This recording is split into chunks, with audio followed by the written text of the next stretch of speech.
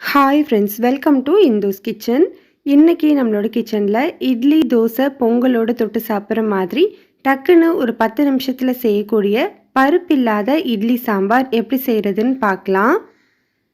இதை பார்க்குறதுக்கு முன்னாடி இந்துஸ் கிச்சனை சப்ஸ்கிரைப் பண்ணாதவங்க சப்ஸ்கிரைப் பண்ணிவிட்டு கூடவே பெல் பட்டனையும் கிளிக் பண்ணி ஆளுங்கிற பட்டனையும் கிளிக் பண்ணிக்கோங்க. இப்போது இந்த சாம்பார் செய்கிறதுக்கு ஃபர்ஸ்ட் ஒரு கடாயில் 2 டேபிள் ஸ்பூன் அளவு எண்ணெய் சேர்த்து சூடுபடுத்திக்கலாம். எண்ணெய் சூடானதுக்கப்புறமா இதில் 1/2 டீஸ்பூன் கடுகு, 1/2 டீஸ்பூன் சீரகம், காரத்துக்கு 2 வரமிளகாயை முழுசாகவே சேர்த்துக்கிறேன். கூடவே கொஞ்சம் கருவேப்பிலை சேர்த்து தாளிச்சுக்கோங்க.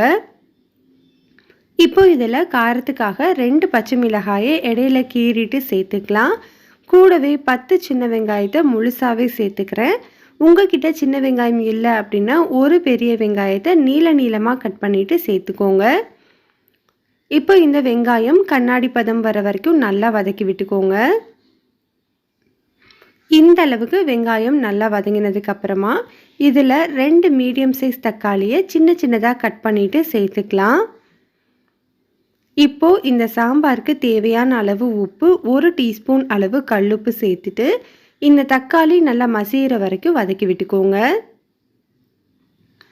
தக்காளி இந்த அளவுக்கு நல்லா மசிஞ்சு வெந்ததுக்கப்புறமா இதில் ஒரு 1/4 டீஸ்பூன் அளவு மஞ்சள் தூள், 1 டீஸ்பூன் அளவு சாம்பார் தூள் சேர்த்துக்கலாம். தூளோட பச்சை வாசனை போகிற வரைக்கும் நல்லா வதக்கி விட்டுக்கோங்க. பச்சை வாசனை போனதுக்கப்புறமா இதில் ஒரு 2 கப் அளவு தண்ணி சேர்த்து நல்லா கலந்து விட்டுக்கோங்க. ஸ்டவ்வை மீடியம் ஹீட்டில் வச்சுட்டு இது 3லேருந்து 4 நிமிஷத்துக்கு நல்லா கொதிக்கட்டும்.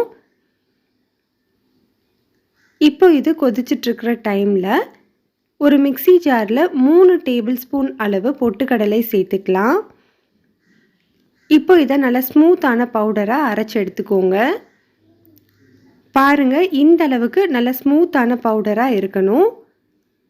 இப்போ இதில் ஒரு 1 கப் அளவு தண்ணி சேர்த்துட்டு கட்டிகள் எதுவும் இல்லாத மாதிரி நல்லா கலந்து விட்டுக்கோங்க.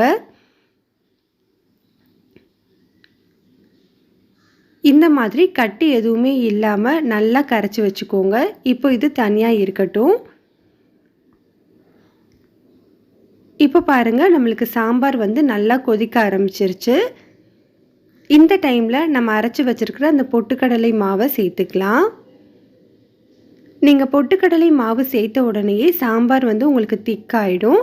உங்களுக்கு சாம்பார் எந்த கன்சிஸ்டன்ஸில் வேணுமோ அதுக்கேற்றது மாதிரி தண்ணி சேர்த்துக்கோங்க.